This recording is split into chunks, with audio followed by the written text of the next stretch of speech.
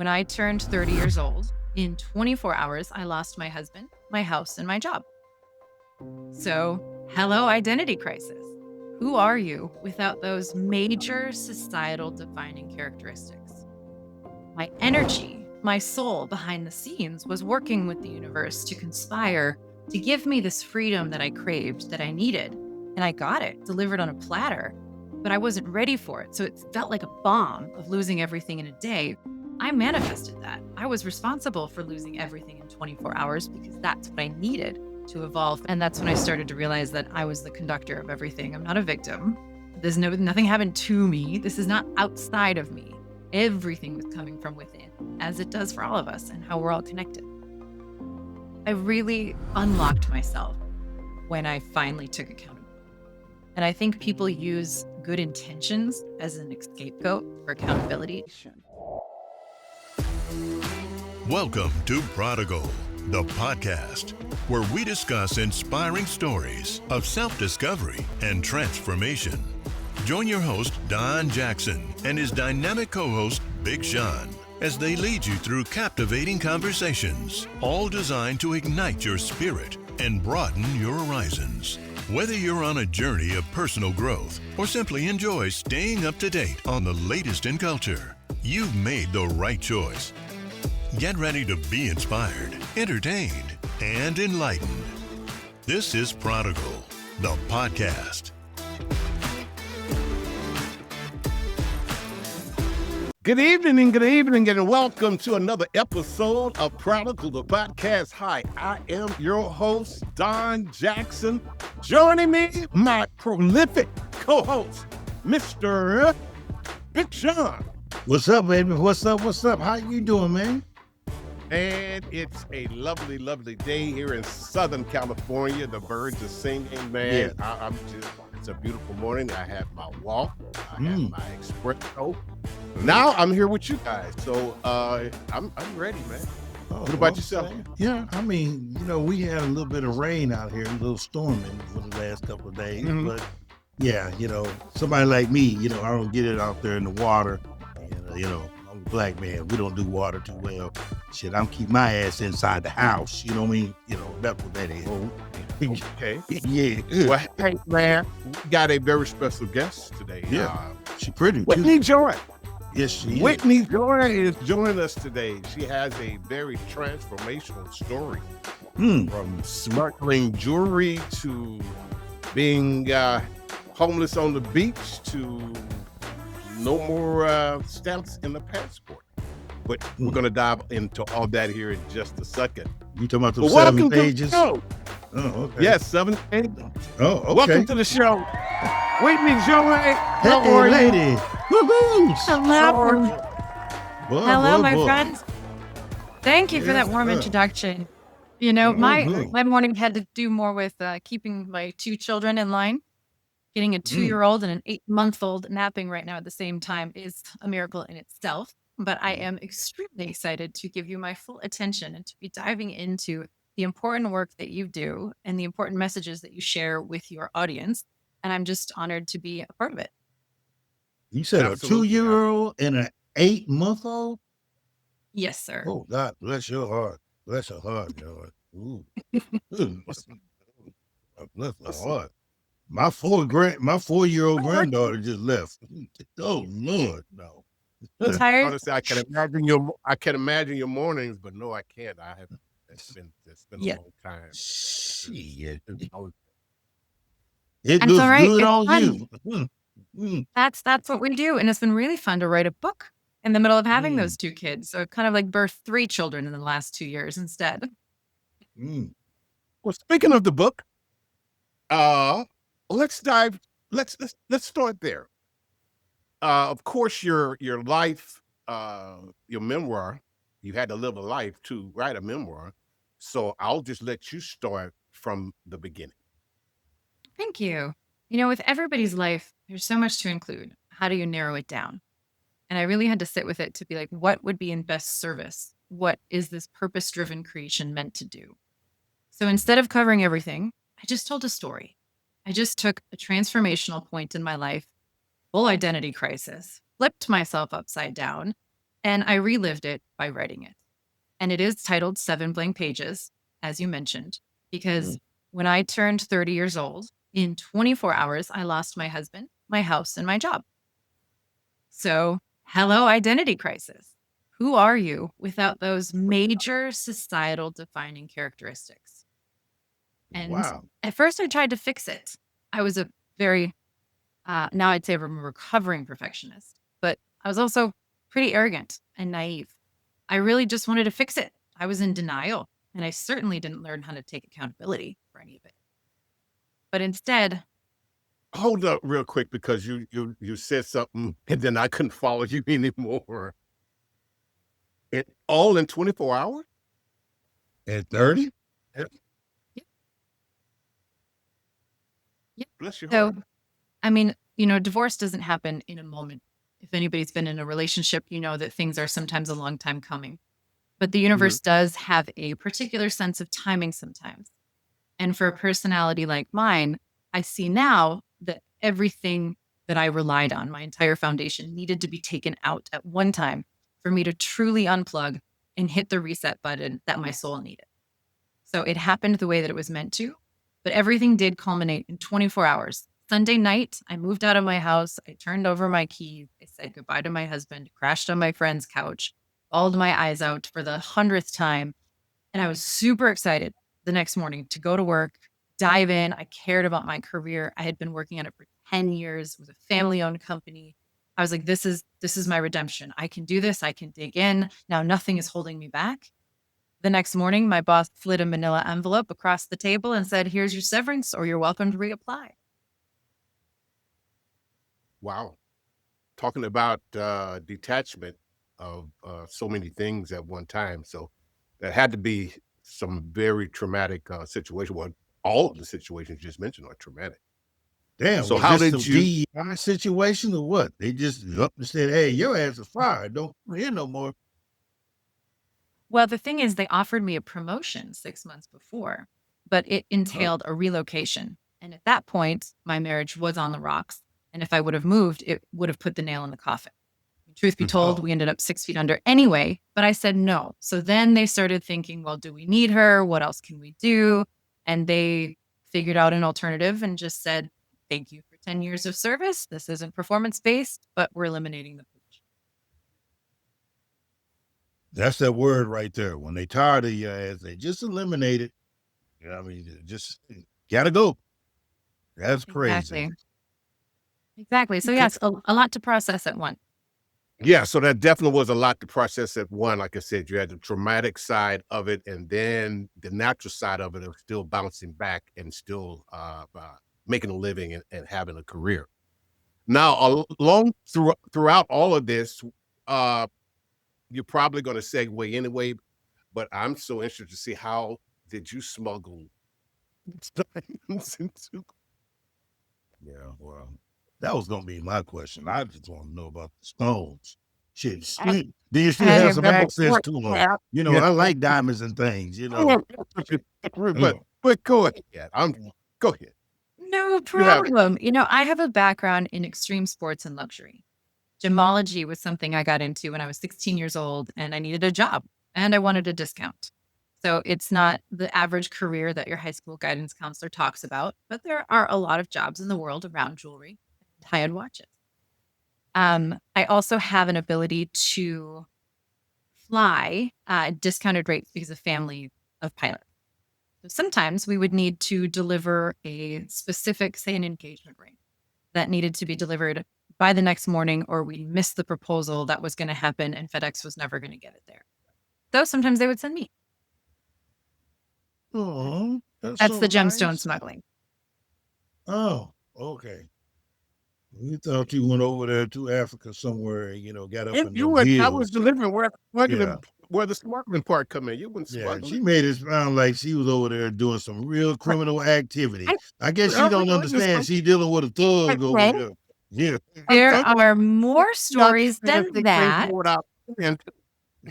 There are more stories. There are more destinations. There's some with international borders that involve skydiving. There's some that involve fast trains, but we won't get too Mission Impossible on yet. At least not until you read the book. Oh, okay. Gotcha. Well, Well, I might say you lived a very interesting life. So, mm, what was calculated. the turning point? What was the what? Turning point. You. Turning. It was like how I vision your story. It was like you were living, not say whatever life you were living and so forth, and it wasn't pleasing to you, but it was fun and whatever.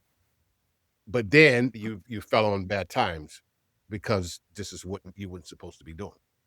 Correct? Yep, you hit it there because I had a great life and I don't regret any of it. My marriage was wonderful. We lived in Vail, we did travel a lot. My ex was a professional snowboarder, so my life really evolved around extreme sport and luxury. But my Mm, soul wasn't at rest. My soul mm, craved evolution. My soul craved change. And it knew that there was something more, something different. And there was a point when I saw a quote that was hanging in my office. It said, it's an Eleanor Roosevelt quote. And it's, you must do the thing you think you cannot do. And my intuition said, leave your marriage. And I mm, kind of looked around the room like, who said that? That is not going to mm, happen. My ex is what, like, he was the one thing I needed. He was my rock, my heart. But and after about 6 months, I started listening to that voice and I was like, there's something here. And I was so deep in denial. I was so caught up from receiving love by being a perfectionist and by having a front on that I learned through limiting beliefs in my childhood that I didn't even see the cracks in my own marriage. I didn't see my accountability for my actions, or more importantly, here, my inactions to actually address anything, to be honest about it, to face it. So then Mm. my energy, my soul behind the scenes was working with the universe to conspire to give me this freedom that I craved, that I needed. And I got it delivered on a platter, but I wasn't ready for it. So it felt like a bomb of losing everything in a day. But really, I manifested that. I was responsible for losing everything in 24 hours because that's what I needed to evolve. But at that time, I didn't see it that way. I didn't have that perspective or that knowledge. That time, I was just angry and depressed and wanting to fix it until I was sitting in my friend's loft and I saw my passport sitting there. I was flipping through the pictures. And then in the back, there were only 7 blank pages left. And I was like, that's what I'm going to do. I'm going to take off and travel until these are full. And then I will come back and I'll begin again. I'll move to New York. I'll get my job. I'll fix everything still. So I was half right, half still in denial, but it did get me out of the door and into the world. And on that journey, I went physically all around, but more importantly, I went very, very deep into myself. The characters that I met challenged me. They called me out on things that I wasn't ready to see from my community at home. Sometimes we need strangers to do that. We need to get out of our comfort zone, out of our Correct. security blankets, to be willing to face the mirror. mm. So that Go means ahead. you did a lot. I'm going. I mean, you did a lot of introspection along the way. So tell us about that. When did yourself start talking to yourself when you start Soul, working on you? yeah. So soul resonance was coming through before I realized what it was. I realized I was remembering things versus learning them. And that fascinated me. I mean, I grew up with books like The Alchemist and Celestine Prophecy, and Buddha walks into a bar. But I also grew up in a church, and I grew up in a teepee, and I had kind of conflicting ideas of what spirituality meant to me. How is this all connected? Where does God come in? How is our energy controlling our lives or affecting it? But along this Mhm. journey, somebody called me out. I was proudly recounting my adventures. And she's like, yeah, sounds like a interesting movie, but I wouldn't be in love with the main character because you're still not being real. You're changing things, but you're not going deep. So then I got into coaching, hypnotherapy. I really started looking into my shadow and my limiting beliefs. And that's when I started to realize that I was the conductor of everything. I'm not a victim. Nothing happened to me. This is not outside of me. Everything was coming from within, as it does for all of us, and how we're all connected. Whether we know it or not. Yeah, that's deep.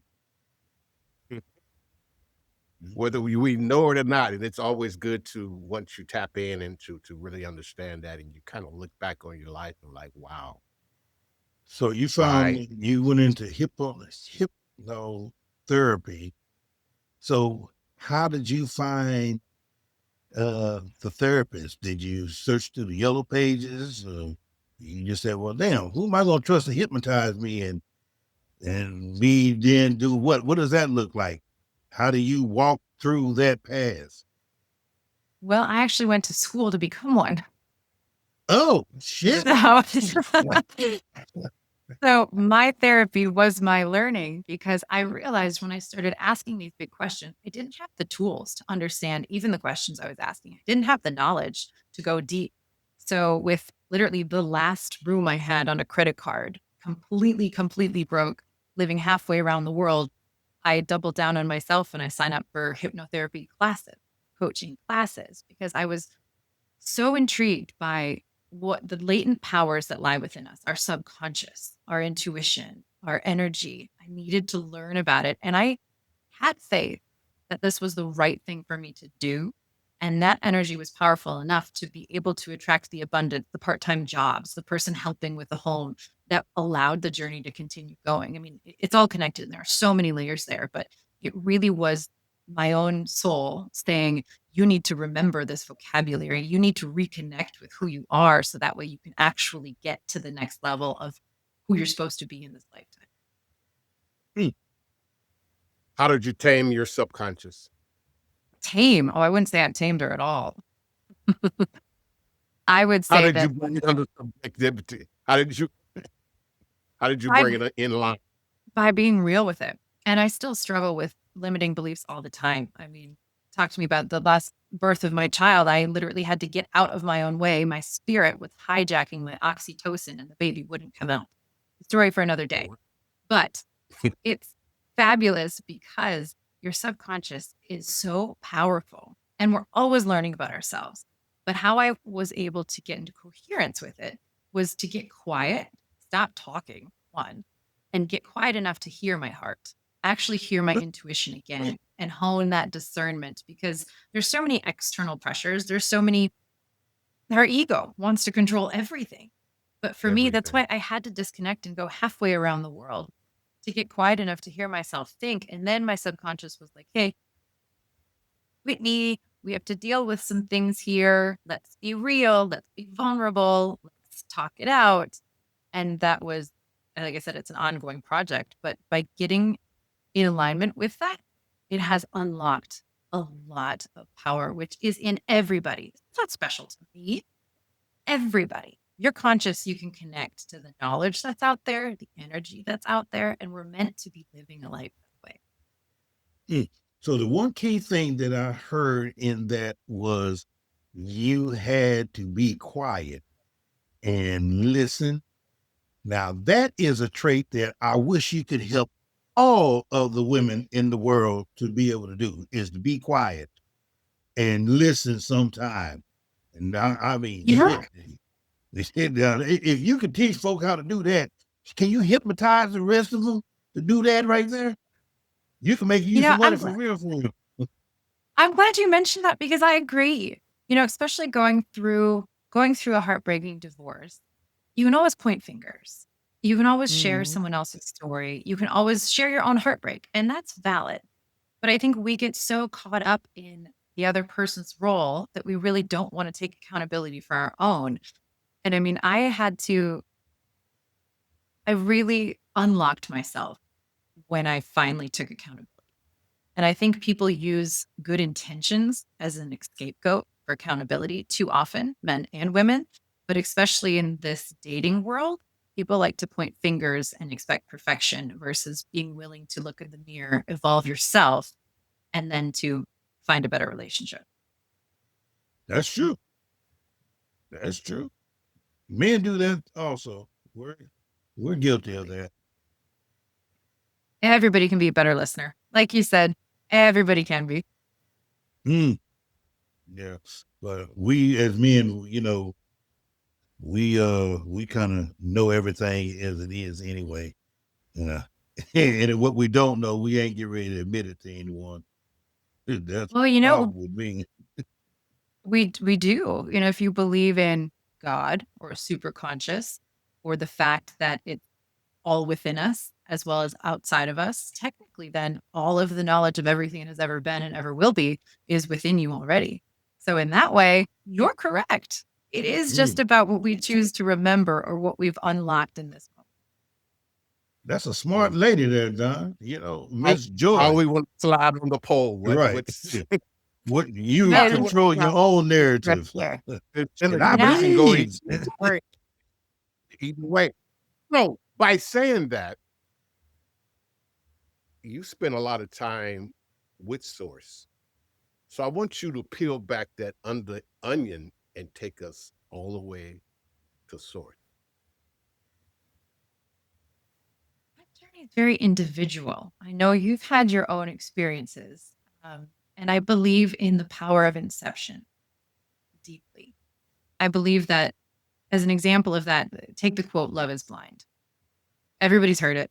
Everybody knows it. It's a cliche. It's on every Hallmark card, whatever you want to think of. But once you've had an inception of that quote, if you've been in a relationship, if you've had somebody be unfaithful or lie to you or anything that made you all of a sudden step back and be like, wow, I didn't see that because I was blind by my love.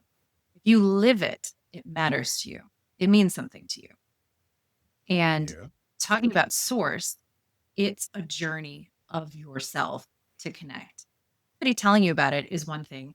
My journey has taken me through therapy. It has taken me to ayahuasca. It has taken me deep around the world. It has taken me learning from a lot of mentors, a lot of meditation, a lot of belief in astral travel and the powers that are unseen. The world that is unseen is around us at all times.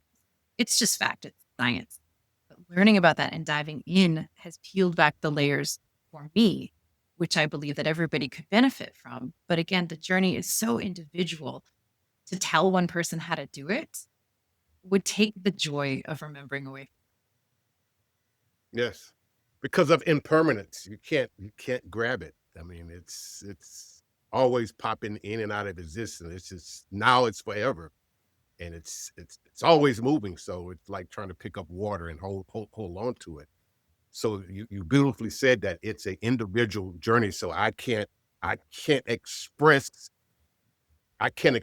that which I experience and feel. I can only try to give you a sip of it. That's it.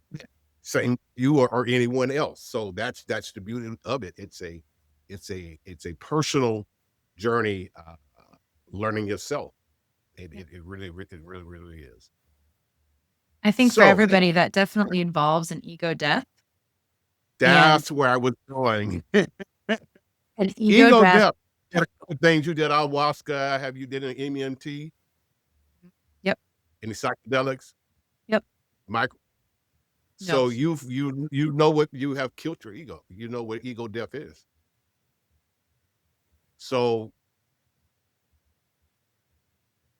how do you shut up the chihuahua? I call the ego the chihuahua that always tried to take control in this reality, and it's wanted to all to be about self, ego. I think it. You think it? I thank it. Gratitude. You think? I think it. We have it for a reason, and it's a critical player in our existence and in our evolution. It has a role to play. Correct. I don't shut it out. I respect it. And I say, hey, you are an important team member. You're not the only team member. And that's how we have to look at it, is we have everything for a reason. It goes back to what is good and bad. What is black and white? It's all perspective. It's all perception of it. So my ego, it's like, well, thank you. You kept me alive in some situations. That's cool. We've had some success together too, but you're not the only one running the show. So even for instance, like in a meditation, if I'm doing a future meditation, or if I'm doing a 5-dimensional read on somebody else and really communicating with their spirit, I will politely ask my ego, my brain, to step aside. And I say, thank you. We will need you later to interpret this information we get. I kind of think of my brain sometimes as Google Translate, because there's information coming through from Source. We have to be able to translate it to be able to do something with it. Source doesn't directly need our hands. We need our mind. So just like that, we need our ego for parts of our life. But it's a team approach. Team approach. You're a tool. You're not Source. You're not needed right here because I have to go in deep. Where I have to go, you're not going to understand because it's only understand inwardly. Ego is not going to understand it. You can't understand the unknown. Yeah. Yeah. That Well, was the beautiful. Christians would say, well, I believe the Christians would relate that to speak it into existence.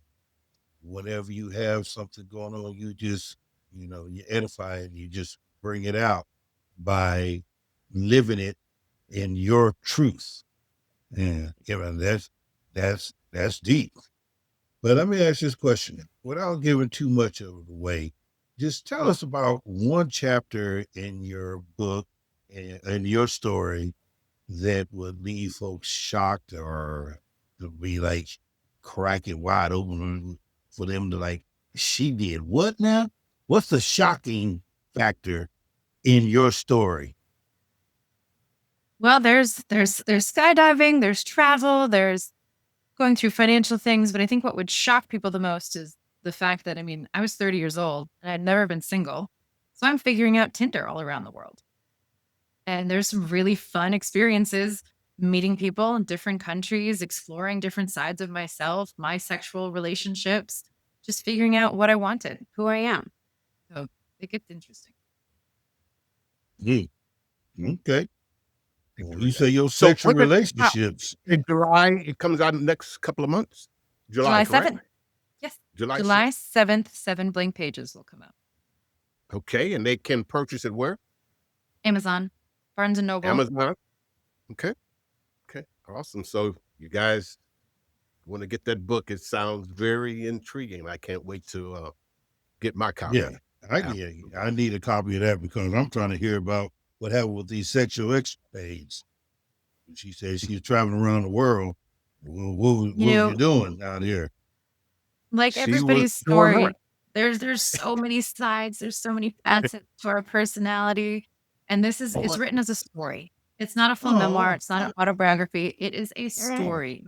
Entertainment to inspire. Okay. So the characters in this book here, the names will remain silent, and I got some of them.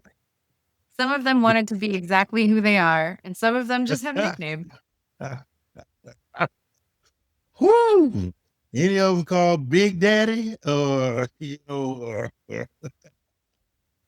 You'll be in the next book. I promise. It'll be about this journey right now. So you're writing your character right now, my friend. And I have ideas. Writing the end this story right now. Yeah, don't threaten me with a good time.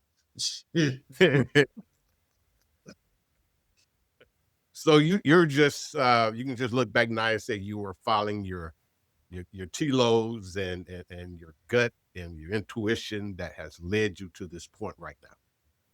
Absolutely. The energy was here. In the beginning unknowingly, but now knowingly. You're actively participating in because now you understand what's going on. Very much For our listener, if you could just take us into a minute meditation and direct our listeners on how to enter into silence and to bring themselves to the core. Okay. What I would do always, in a minute, here we go. Sit in a comfortable position. Make sure your feet are flat if you can. Close your eyes. You trust your space that you're in. Close your eyes. Imagine a white light going up into the heaven. White light with flow going up and going down. And imagine it opening up like a tree branch towards the stars, connecting with every single one of them. You're connected to what's above you. You're connected to the infinite knowledge, the infinite energy of everything that's above us, everything that's within our spirit. Have that energy go through your body, starting at your head, spilling over your shoulders, going down through your body, and exiting through your feet, going deep into the core of the earth, opening up like roots. You are also grounded. You're connected to the reality of this world. You're connected to every living being in this world. Sit in this space. Feel the strength of the earth. Feel your rawness, your realness with everything above you. Trust your connection above. feel the grace, feel the light, everything that's around you. It's right here in the middle that your spirit chose to be. Exactly who you are, exactly where you are. Sit in this space and see where the journey takes you. I'm not sure, but that was probably close to a minute. Yeah, almost. I felt like I was going to sleep there. Yeah, it's like we were like we went on a journey and haven't went anywhere. Quick. I don't think I've ever tried to do that in 1 minute before. So Yeah. Oh, okay. You're talking like I felt a tingle. Yeah. you guys are ready. You want to go. I was saying, was I supposed to feel a tingle? And all that and back and shit. Took up Damn, the source. Donna, you should have said 2 minutes. We might have to. Yeah, well, I if know. you Well, gave her 2 imagine, minutes, yeah, there ain't no telling where I've been. Shit. Oh, well, after that, the next step is listen. And that's where you said you can be quiet and listen because your soul will talk right to you. As soon as you're open, you're grounded, you're open, sit and listen. It comes. Next time I'll take you on a personal magic activation tour. I think both of you would enjoy that. Oh, well, wait, hold on. One at a time, right? Yeah. I don't want to be in his same thought. Shit. I don't want his light to be in my light, okay? You know what I'm saying? Yeah. We need our own. We got our own daddies, okay? I think he can come. Yeah. There you go. You guys are all, there's enough space in the universe. If I bring my ego, he can't come with us. No, there's not enough room in that. We got to get up. Yeah. No. Cause he gonna say something that's gonna piss me off in the middle. Fuck it up. Oh shit! No. Gotta go where you try to go. Don't fuck it. Oh man, I love it. You guys are hilarious. Oh my God. Yeah, buddy. Yeah, that was beautiful. That was beautiful. That was a nice journey. Audience, I'm not going to charge you guys for that one. Oh no, that was for me. Yeah, that was for me. That was all. Hold on. That was all me, dog. I don't know. I need to get up. I need to get on an organ, or we need to shout. I don't know. You got the floor, young lady. Most people can't do that to me. I know we ain't doing all that. So, what you want to talk about? I just imagine nice when people surprise you and put their fingers on you. You know what I'm saying? And like touch. So go down. Let me ask you one question. Yes. In your lives, you've been all around, internal, external. Tell me a story when you've had a blank page. What was your blank page moment? What's something that you had that you depended on was just completely gone, and you had a blank page to start over? Reinvention, transformation, you name it. You can go. I'll go first. Well, for me, I had a lot of blank pages, but one more story that really stands out is when I decided when I began on my deconstructing journey, and then really had to come to terms that everything that I was ever taught, and I won't say it was a lie, it wasn't the actual truth. And who I really am, I had to come with terms with that. And then going through my dark night of the soul and really relearning who I am, what this is, what if life is all about, and who I am not this body, I am not Don, this is just the avatar. There's only one thing happening, and that is source, God, consciousness, whatever higher power you subscribe to. And that's the only thing that's happening. Consciousness is unfolding upon itself. And this is the experience. It's the subject, the witness, but it's never the object. That which we see, that what we perceive, it could never be us. It's a doing. So that would be my more prolific blank page, if I had to say anything, is finding out that everything I was taught was wrong, what reality is, and then relearning both, and then to come to where I am now, that I'm at peace. I know I'm source. I'm not this. I'm none of this. We're none of this. We're the same thing. And my favorite metaphor is consciousness playing chess on different timelines, in different avatars. And each avatar has its own little source story and its own little experiences. You only have the only experience you have. Sean gonna only have the only experience he have. You're gonna have the only experiences you have, but it's the same source. Nothing else could be happening.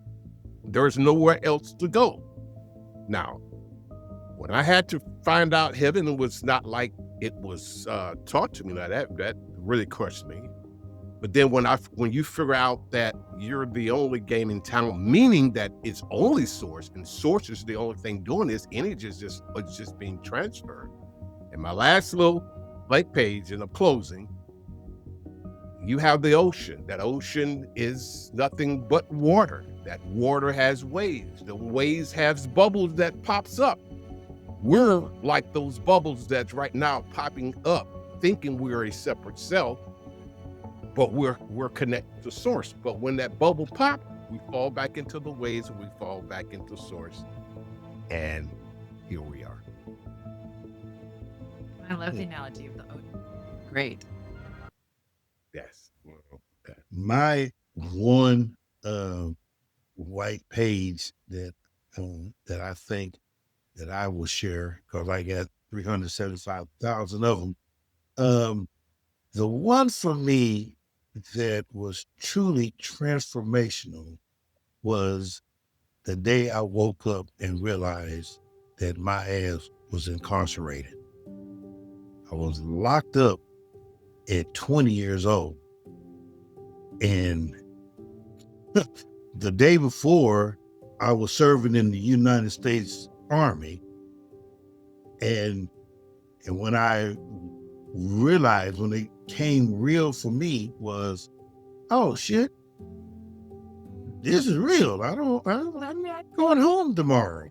And my white page in that was everything that I thought I knew before.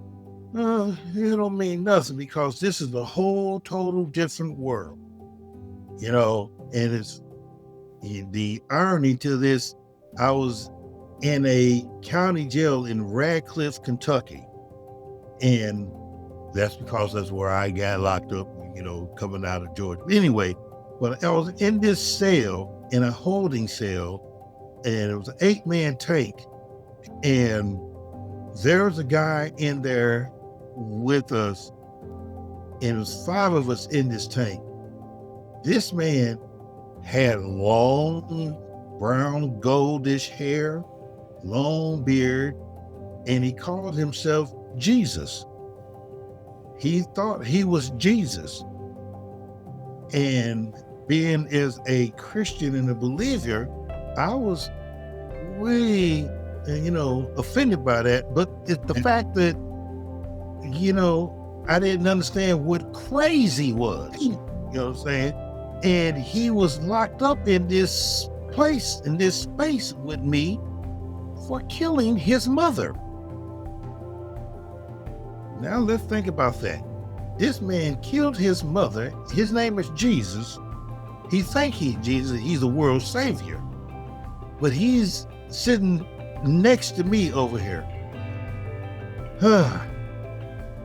And when I realized that I'm not going home, I beat the shit out of his ass for killing his mother.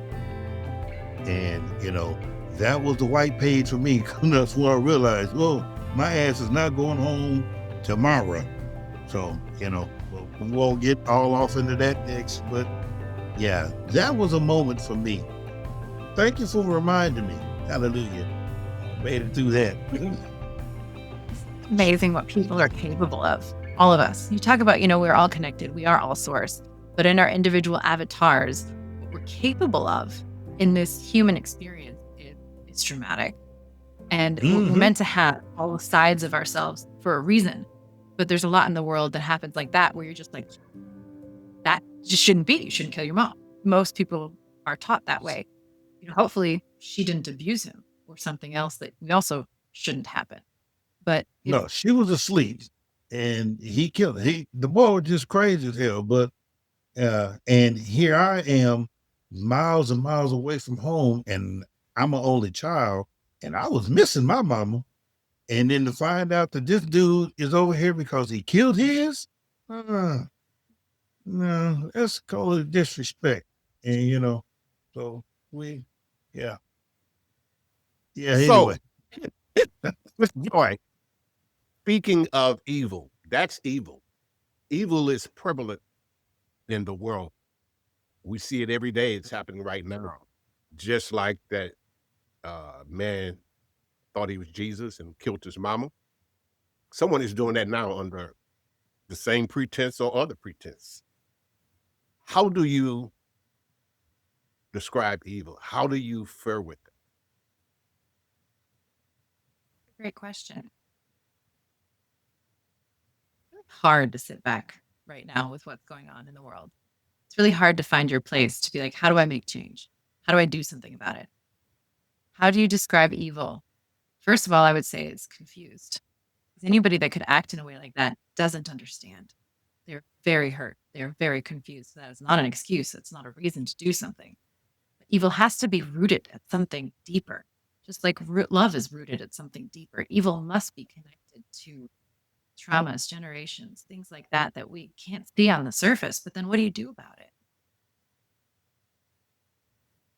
So that brings up a question. Do we have free will? Question. Fate versus free will. Do you think so? I believe I we used do. to. I used to. We are free to. We have free to choose. We don't have free to will. I believe in free Okay. will. We have free to choose. And I say that because just like any of us, if we had the free will, we would will that not to happen. We can't change that. Well, don't we will So that good things happen to us and not bad things? if I could will, I would will good things happen all the time.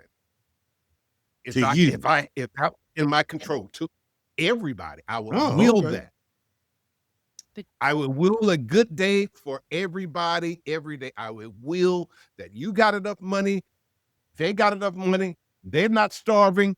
I will will that. I believe all of us will will that if we had free will. So this is the mind of God. This is the experience that it is, and we have the free will to choose within that which is presented. But we don't have the will to change anything else. Now, I'm going to say this and give you the floor. I say that consciousness is the only thing that has the will. We're just experiencing. And then we're choosing in the experience. We're choosing in the experience as a localized subject in the dream. Because for consciousness to experience himself, once again, he has to go within himself and separate himself from himself to localize himself to be in the dream. But isn't will a wish? A wish? Yeah. I mean, like you say, you would will that everyone would be wealthy enough to have food. Well, I can wish that you got enough. Will is not my duty to go out here and make sure. Free will here. I wasn't saying what wish is. I'm saying what free will is. Do we actually have free will, or do we have choice in the will? And which is already not say predetermined, because I don't believe nothing is predetermined, because the only game in town is consciousness. So it's nothing for him to compare anything with or bounce himself off or to determine if I want. It just happens how it happens when it happens. It's undeterministic. It's interesting because Labels make things confusing sometimes when they don't need to be. Like, how do you define free will? That probably needed to be done right now before even discussing it. So make sure you're coming around to the same thing. However, Correct. we put labels on things to communicate. We need that to survive. Society has always done that. But like what you're talking about is consciousness just is. And all consciousness doesn't judge good or bad, evil, greatness. It just is. And Yes, it is. I believe our soul's purposes are all to evolve. And you can't do that without challenge. The willing good every day, I believe, would take away some of why we're here to be human. We are here as a spirit that chose to reincarnate in a human body to experience being human. That means healing your body. When you get a cut, you see it, you heal yourself. We're designed to do that. Physical is easy to witness. It's easy to understand. Your heart is different. We're here to feel heartbreak sometimes, to mend it, to connect, to rise above. We're meant to have a spherical experience to understand both sides of the spectrum. But free will to me is you have the choice of what you do during the day. Do I want a coffee or do I want a tea? I have free will to decide. To me, it's about choice. What you're talking about, I think, was a bigger picture of a will over our destiny. Can we change fate? Which I agree with you. I think consciousness, there are some things that we don't have control over that are outside of us because the entire world isn't right here. Again, that's just our ego thinking that we can control anything else. Beautifully stated. Beautifully stated. Yeah. Yeah. And to try to understand the unknown is a circular. All we can do is have a circular conversation. It Because is. that which is not you can't be objectified. So if you can't objectify something, how are you going to talk about it? You can't, because it's you. Why you think you can't even see yourself? You're too close to yourself. You're too close to yourself. So for consciousness to experience himself, he has to separate himself just to experience himself. Why, like That's- universal laws. It just What do you mean? is. And It just Even- is. you can compare it to gravity. You don't have to believe it. Gravity does not care, but it's real. It exists. Wait. Let's back that up. So you made it. That's some good shit there, bro. So you can't experience yourself because you can't see yourself. So is that why you can experience yourself in your dreams? Yes. Because See, you're in a dream and you it's you remember seeing yourself doing X, Y, Z. Damn. You have, if I can peel back down, you have source. Okay. That's all Reach. that there is. Right. Not to have experience. Okay. First, he has to have to think. Think brings on thought. Yeah. Perception brings on space. Right. And whatever that narrative is start unfolding. A story start unfolding. Now you have source, which is the witness, the subject. Okay. Is the witness that what he is dreaming. Mm. It's everything in it. So when you go to sleep, that's why you can be in New York playing, walking the streets, boom, eating ice cream and so forth, and then wake up. You ain't never went nowhere. It's all the place of consciousness. It's only one thing happening, consciousness experiencing itself. So that's why I don't judge no one no more, because we're the same source. Consciousness don't have nothing else to do. I'm sorry, y'all. It don't have nothing to do. You should understand that, Sean, because you're the only child. Yeah. Same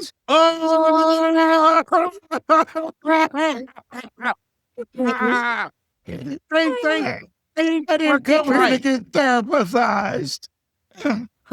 Like The that. same thing.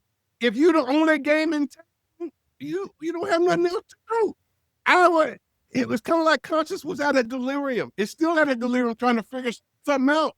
Okay. It's nothing to do with experience. You the only thing, well, you can't compare yourself to nothing. So there's no right, no wrong. There's nothing. It's just whatever the fuck you want to experience. Whitney, I'm gonna need to come get on the couch and get hypnotized and get my thoughts back centered, okay? You understand? I don't give a fuck what he talking about. I don't want to do this shit no more. I'll call my mama.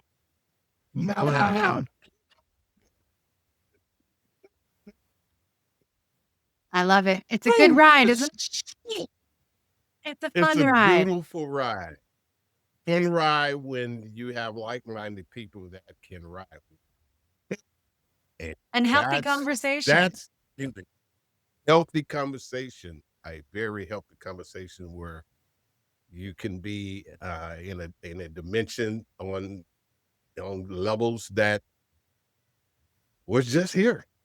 Boy, It you is. get a It's just glaze spray for that one. there's no worry. Now is now. And it just And- is. We're just and experiencing. That's where the fun part comes in, because you can do things like astro travel, a remote view, lucid dreaming. You know, you Damn, can bro. travel Ooh, the world in your pause. meditation. My You bad. can go wherever you Pause, want to go pause, and see pause. yourself Wait, in parallel wait, universes. That's the sexy shit. No, That's hold your on. She right. threw me. I mean, no No, offense. she threw But me when she started out. That's it. I can eat your brain on that. So let's talk about that astral travel. Oh, y'all gonna use a different word because you know what I'm saying, that shit take me straight to astroglide. You know what I'm saying? And that's what Puffy talking about. Why his ass is locked up right now. Baby oil and astroglide. Shit, y'all can call it something else. Okay, the Milky Way or some shit. Well, no, ain't that. Lucid Damn. dreaming. Lucid dreaming. There we go. Lucid dreaming. Okay, Lucid there you dreaming. go.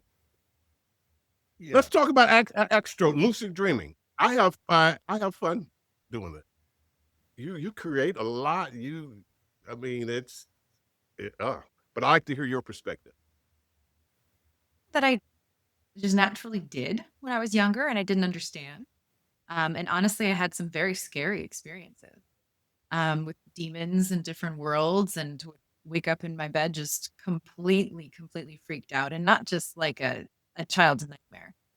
Very, very, very real, because my spirit was somewhere else. It was experiencing these things. Now I have honed in on understanding, protecting, and intention with going to sleep, working in your subconscious. And the results have been extraordinary. Was those 3 pointers again?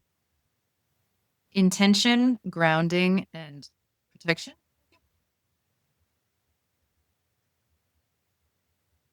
Sometimes even like when I would know I'll astral travel, I would wear a ring so that this physical body, if I was ever uncomfortable, I could touch the inside of the ring, and I would remind myself that my physical body is here, it's safe. And intention certainly mattered, because intention affects all of our life. It has a big effect on the subconscious and where you would go in like a lucid dream.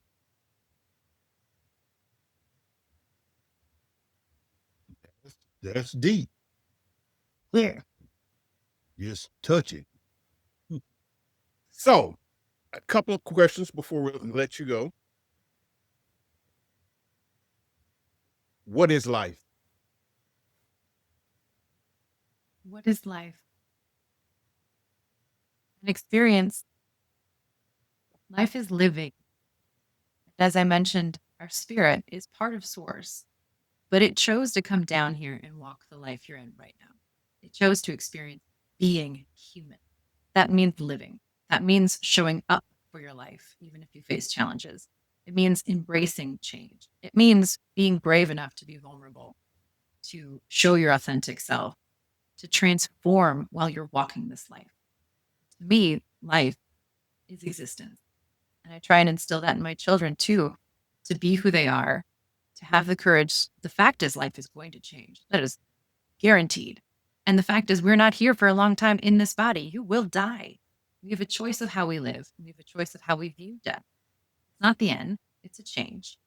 But for my children, I just want them to be empowered to be who they are, and to remember that this is supposed to be fun. Do we deal with some very real trauma and negative things in life? Absolutely. Not sugarcoating them. But we are supposed to have fun. Remember that this is a choice I'm Whitney Joy. Part of my namesake is to remember to bring joy to the world. But I try and remind myself that too. Beautifully, wonderfully said. And my next question was going to be, what happens when this body quit metabolizing? But you did touch up on that as well. So are you Whitney Joy, or are you all that there is? All that there is. I believe we all are. You said we're all also here with a role to play. Part of that is sharing stories. Part of that is giving voice to those that need to share and communicating it to those that need to hear things. That's why I was motivated to even write my book in the first place. I dealt with a lot of imposter syndrome. I'm not a writer. How can I do this? Why does anybody care? All of those things. But ultimately, it came down to we learn from story, and we're here to learn from each other. And if I truly believe that every voice matters, which I do, then I needed to get out of my own way and realize that mine does too. That's why I shared the story. And that's why I feel strongly about talking about the themes presented in it, to remind everybody that, again, like, none of these superpowers are special to just us or somebody that has a knowledge or somebody that goes to hypnotherapy school or has a PhD or has been incarcerated half their life. It's everybody. We all have universal talents that if you're conscious, you can connect. This isn't meant to be sick. And what's the secret to manifesting? Honesty. We think what we want. Being A lot of honest people with try to yourself. think. A lot of people try to think when they manifest. To me, it's about feeling. Your energy is what controls what comes to you. And your feeling, your emotions is the real power. But if you're not honest with yourself about what you feel or what you want, you're going to attract what you don't feel or what you want or not understand it. To me, it's honesty. Heart-mind coherence. Where the magic happens. That's where the magic happens. That's where the journey starts. And I'm sure it's kind of been a little easy for you because at that point, that's where you just jump off the cliff into the unknown and watch it work. And you did a lot of extreme sports, same thing. A lot of jumping into the unknown, a lot of surrender, but balancing that with action because we are co-creators of our experience. Yes. We have to do something about it, which is also the part of being human. Mm-hmm. So you no longer look for source outside yourself. Well, you're the only game in town. I got one last question. Just personally, I'd like to know. You say you got into skydiving, right? Okay. What would make you want to jump out of a perfectly good flying plane? You know, I grew up in a family of pilots, so I think I've heard that a time or two. Everybody flies. But for me, it was the perfect juxtaposition of my life. Always in the driver's seat, always in control, meticulously curating every detail. But I tell you, when I made the decision to go skydiving for the first time, right after I decided my divorce paperwork, and my ex and I were skydiving together, I was all of a sudden free. I was attached for the ride. I could not control whether we lived or died. Nothing I could do was going to affect that. I was attached to somebody else who was completely responsible for my life. And I was so calm, alarmingly calm. He was like checking in on me. Like, you okay? I loved it. I found it meditative as we circled up. It was beautiful stepping out onto the wing and standing on the outside of a plane that I grew up in. It was crazy when you finally jump and turn around. Falling backwards, I saw my ex standing there and I was literally in a flash, saw my entire life, not as if I was going to die, but reminders of reality of who I was. And I saw him there. And in a flash, you're flipped over, diving into the unknown of the next. It's so beautifully paralleled where I was at in my journey that the emotion, the physical, the adrenaline, everything was in coherence. And I just fell in love with it. Bravo to you. Kudos. I just, I'll invite you to go with me. One of my no. stops on the book tour should be a skydiving stop, and I think you both should come. Oh, okay, good. Well, ain't gonna happen. I'll make sure it's in Dallas. So it'll be right in your back door. Hey, Oh, you come. I mean, I'll come and support you and take the pictures. right. That's what my husband says. Damn, that's all right there. Oh, okay. Yeah. Well, I got you, George. Well, baby, Whitney, understand No, something. definitely. We'd like to keep up with the book tour schedule so we can let our listeners know when you're coming to their city. Are any stops in Los Angeles or California? Not yet, but hopefully so. Okay, well, we'll make sure it happens then. And I'll be on my book tour, so we'll make sure I come to Austin. Oh, I would love that. Absolutely. Sean, any closing words? No, I'm staying far away from this woman. You know, I wanted to get on that couch and get hypnotized, but no, she ain't gonna really put me in the cup. I promise you, she ain't gonna put me in the cup. So. Shit, no. You're connected all the time. Just turn that dial on. Yeah. Hey, Sean. Yeah, bro. Because entanglement. Mm-hmm. We've already connected, so you're forever connected.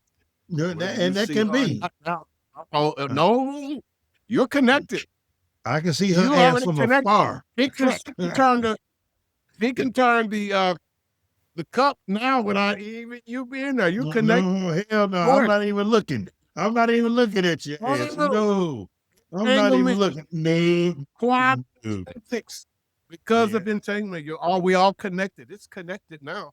But I'll leave a quantum ping out there for you. You'll know it. And every time you see a little ladybug. She's on a nice frequency. So right. It's good. We can come with that frequency, match that frequency, right, and dance. And the only way that I will bump into this lady here, the frequency until you match it. Then when you match it, blow that up and increase something new. The only way that I'd bump into this lady is if she showed her ass up for a Dallas Stars hockey game. That's it. And, is that an invitation? Well, shit, I got season tickets, you know. Now, I feel safe on that level right there. You know what I'm saying? You want to watch a fight. You don't want to fight, huh? Shit. No more. All my life. All my life. Oh, man, I've had so much fun. I'll tell you, you've definitely been one of our will be one of our most memorable guests that really come with some substance, not just book knowledge or head knowledge, but some real scholarship, some real intuition, where your fruit speaks for yourself when we have tasted you, and we like that taste. It's your spirit. Beautiful, beautiful spirit. Yeah, nice fruit. Yeah. Any last words for our audience, Miss Joy? Thank you both so much for having me today. It really is inspiring to have this type of conversation. This is what energizes me. This is what excites me. So thank you for creating the space for me to step into. And for anybody listening that is intrigued to learn more, hear more, read the book, please just go to whitneyjoy.com. There you can connect to social, you can listen to podcasts, order the book, one single source of truth. Man, that's cool. Awesome, Can't beat that. Can't beat it. Well, ladies and gentlemen, we thank you for joining us once again for another episode of Prodigal the Podcast. I'm your host, Don Jackson. That's Mr. Sean. And we want to thank once again our wonderful, wonderful guest, Miss Whitney Joy. Don't forget to go and purchase her new book. And until next time, peace. Thank you for tuning in to Prodigal, the podcast.